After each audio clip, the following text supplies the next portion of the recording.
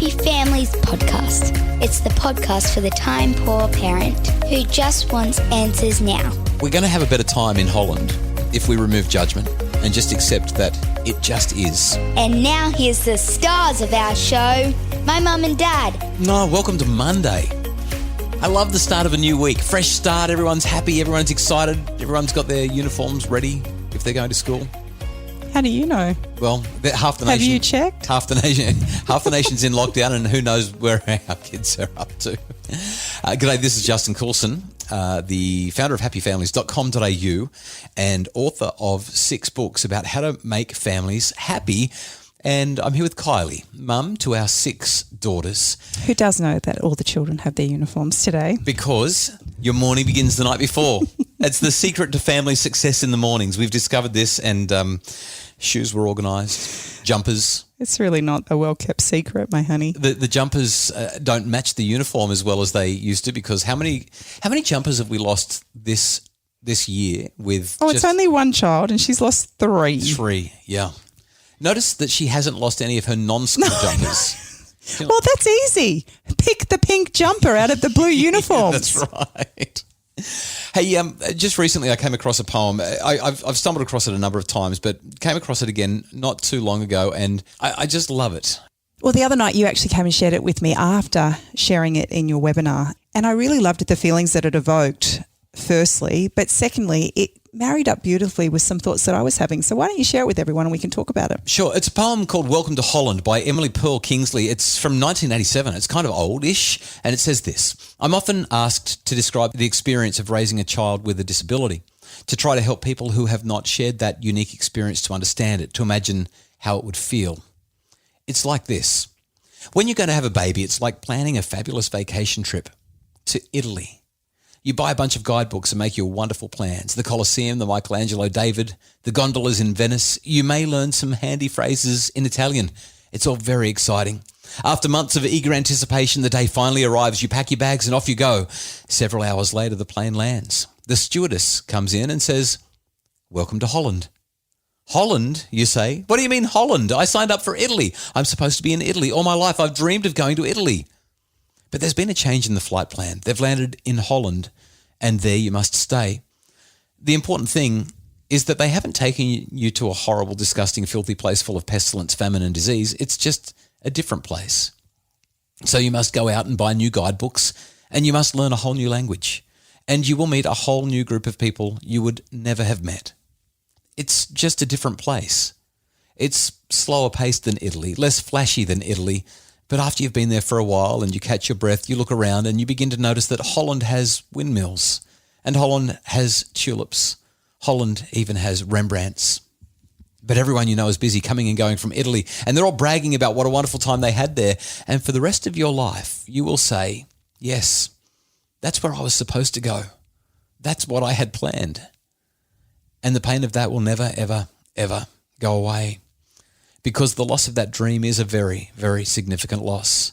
But if you spend your life mourning the fact that you didn't get to go to Italy, you may never be free to enjoy the very special, the very lovely things about Holland. I love the imagery. I'm all about imagery. I love what it evokes and the scenes that I see. And yet I know that this poem was written specifically for parents who are raising children with additional needs. But I think that this can apply to just about any area of our lives where we find ourselves in a place that's not what we expected. Which is most of life, right? That's right. Like it is a metaphor you get for life. married and you think that life's going to be this amazing honeymoon phase forever, and you find out very quickly it's not. Or what are you saying? I thought we did okay. Let's not go there. Oh, right. Fine. Okay. Or as your children get older, they start making decisions that, don't work with your plan. I don't know if it's just a girl thing. They choose their own path, and you're thinking, hang on, but this is what I wanted for you, and I know what's best for you, and I've been watching you and I understand you. And now you're choosing a different path. What are you doing? Yeah. And I don't know if it's just a girl thing or whether guys do this as well, but I remember as a 10-year-old and a 12-year-old, I kind of mapped out my whole life. I knew what my house was going to look like and how many bedrooms I was going to have and what kind of car I was going to drive and what my husband was going to look like. You didn't look like him. Wow. I think that girls innately, we plan and we I was always pretty planful as well. build the future. Yeah, I think so. But this Welcome to Holland, not just about having a child with additional needs, but as a metaphor for life, I think there's so much that we can draw into our parenting when it comes to a consideration of this metaphor. Now, I think that there's also some downsides to the poem. I love it. I think it's beautiful, but there's also some downsides. I would imagine that some people who end up in Holland are actually really unhappy about it, and probably, I mean, I'm just thinking if you've got a child who's violent or psychopathic, if you've got a child who, you and I both know somebody who has children around about our age, so children are in their 30s, 40s, these people are now well into their 60s, and you actually were raised with one of these kids who has ended up in jail because he took the life of somebody. As a parent, that's landing somewhere that is not Italy. It might not even be Holland though. Maybe it's somewhere far worse than that. How do you move on with your life when these kinds of scenarios are put before you, when things don't work out the way you want them to? Whether it's the kids just not going to bed on time and you've asked them 15,000 times to clean up their room, brush their teeth, brush their hair and get into bed, or whether it's something of more significance. Or finding out that you're not on the same page with your husband in relation to parenting, or Are you talking about me again? You're so funny. So Everything is not about you. No, I'm sorry. I shouldn't make it about me. Wow. Let's talk about, I reckon that there's loads of them, but there are three central things that I would like to talk about in terms of Welcome to Holland and how we can apply these ideas into our lives to deal with landing in Holland, for example, rather than Italy. We'll do that right after the break. It's the Happy Families Podcast. Imagine a home where discipline got results without anyone having to feel bad or in trouble. The Do's and Don'ts of Discipline is a webinar to help parents set limits with love, compassion and humanity. Find it now at happyfamilies.com.au/shop. It's the Happy Families Podcast, the podcast for the time-poor parent who just wants answers now. And today we are delving into a little bit of a deep conversation about this idea of getting to a place where we realise this is not what we signed up for. Yeah, which is kind of every day as a parent in some ways. Yeah. So there are three things that we've discussed that I think are really relevant to what Welcome to Holland teaches us about parenting. And the first of those is we're going to have a better time in Holland if we remove judgment and just accept that it just is.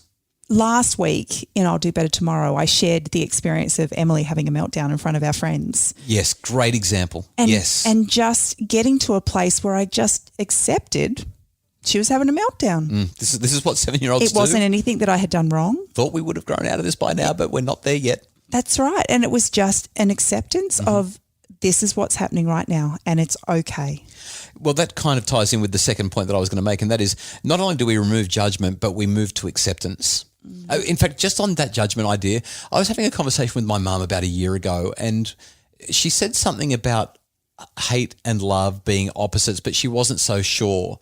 And she asked me what I thought, and I said, I can see where that sits. But for me, if I'm in a situation where I'm not feeling loved, it's not because somebody's staring at me and they want to tear me apart. It's usually because they're not hearing me. They're not getting where I'm coming from. I'm feeling judged. And I kind of feel like the opposite of love could also be judgment. And when our kids feel judged because they're not good enough, because they're not measuring up, or when our partners feel judged because they're not contributing enough, they haven't done enough, they're not where we thought they would be because the house is untidy, or they're not earning enough, or we're still living in this place where we were sure we would be out of here a long time ago. When the judgment is there can't be any love at the same time, because judgment means I don't like what you're doing. I don't think that it's satisfactory. You're not measuring up. I don't accept where you're at or what you're offering. Yeah. So removing judgment means we can move forward with love, and we can also move forward with acceptance, the second thing. I found a quote that I haven't shared with you yet that I think really highlights the power of acceptance in this Welcome to Holland poem. It's from someone called Herman Hesse, or Herman Hesse, perhaps, who said, "Some of us think that holding on makes us strong, but sometimes it's letting go." Yep. Doesn't that just do something for you when you consider, I thought I was going to Italy, and now I'm in Holland, and holding on tight and saying, no, I insist on Italy. I'm going to pretend I'm in Italy. I'm going to live like I'm in Italy. I'm going to walk around Holland and speak Italian. That doesn't prove strength. That proves stubbornness and judgment and all of these other things. Whereas if we can just have the strength it clouds to let go. our vision and our ability to appreciate what's right in front of us. Because Holland is a beautiful place and it has so much to offer. But we're so caught up in wanting to have all that Italy has to offer that we just completely miss it all. So the first idea is remove judgment. Second idea, accept. Third idea, I think the poem says it so well. It's learning to find joy in Holland, even though Holland's not where you wanted to be. Yeah. And I love the imagery of these small things like tulips and windmills. They're not the Colosseum, but they're still beautiful and we can find joy in them. I think her wording was so profound because she said you're free to enjoy Holland. Right. Oh, yeah. Because of the lack of judgment, because of the acceptance and the ability to find joy. Yeah, it's so powerful. Mizuta Masahide, I'm not sure if I've said that the right way, said this, and listen to this, destruction and hope in just 10 words. I love it. My barn having burned down, I can see the moon. Isn't that sublime? And I think it's a really nice way of kind of looking at this idea of welcome to Holland. I had this barn, it's gone, but I can see the moon now. It's a really profound thought. Especially for a Monday morning. Well, it's a great way to start the week, I think. If your week hasn't started the way that you hoped that it would, if you've started your week in Holland and you would have preferred to be in Italy, our suggestion for you today is to just accept it. It is what it is. Remove any judgment from it and find joy in the small moments. I think one of the most important things we need to remember in removing judgment is that often that judgment is on ourselves. If I had have done this, if only I had have done X, Y, and Z, then we wouldn't be here, or any number of things. But removing the judgment from ourselves as well as from the situation and those around us is so important. We normally start the week fairly light. This has been a little bit deeper than normal, but I'm really glad we got to have this conversation. We hope that you enjoy your day in Holland, Italy, or Brisbane, Sydney, Melbourne, lockdown, wherever you might be, even if it's not quite where you planned on being today. The Happy Families podcast is produced by Justin Rulon from Bridge Media. Craig Bruce is our executive producer. If you enjoy the podcast, please leave us a 5-star rating and review at Apple Podcasts. It helps other people to find out about the podcast to make their family happier. And if you think that what we share here is good, you should check out our Happy Families memberships. We put our heart and soul into giving you the very best content that we possibly can in that membership to make your family happier. This is the gold standard stuff, the very best that we can offer you. It's all in the Happy Families memberships. Details at happyfamilies.com.au.